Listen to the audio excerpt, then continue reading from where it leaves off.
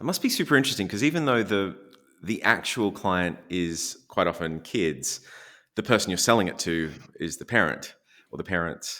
Yeah. Yeah, So how do you yeah. go about, like, how do you navigate that? Because the end user is different to the person who is holding the purse strings and making the decisions. Yeah, that's a great question. So, one of the things that's been really, really important to us from the beginning is raising awareness about dyslexia and providing information about dyslexia. And in fact, that's one of the missions of the company that I feel really, really good about. And it's been very important since the beginning.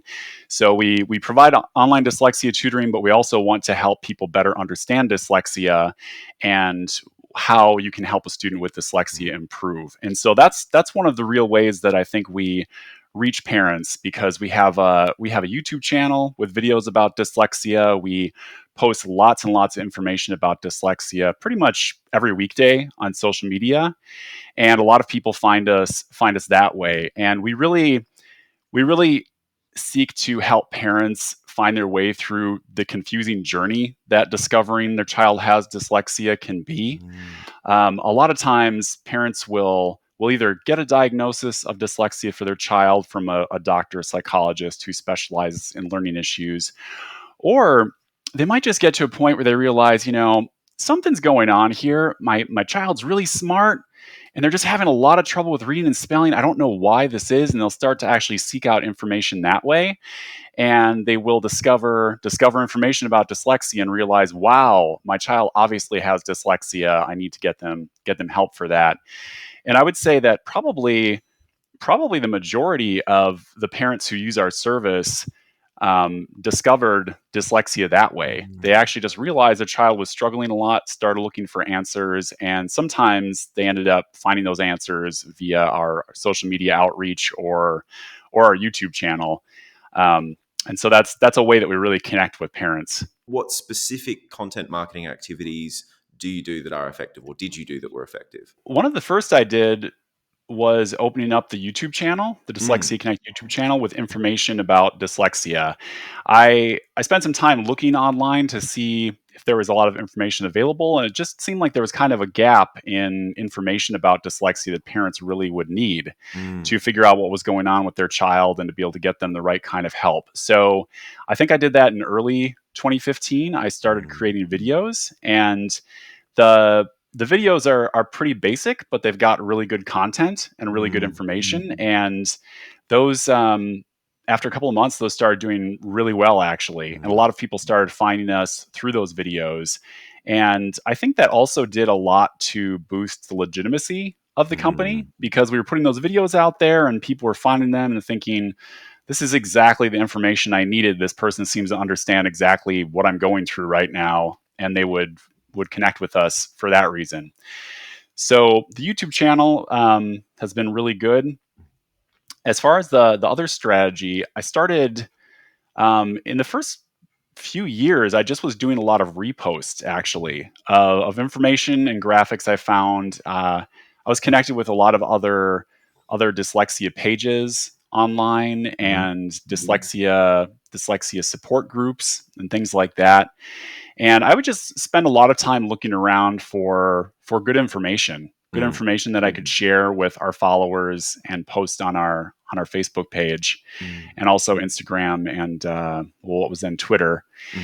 So a lot of that, and then I think, yeah, after a while, I actually started getting into creating our own graphics. I found a Okay. really good software for that and started having enough time. So I started really trying to create our own graphics that would just talk about different parts of dyslexia, different elements of dyslexia, and really help educate parents that way. And so I started creating a lot of those, and a lot of what we share online now are our own signature graphics. Actually, they're ones that I Mm. created.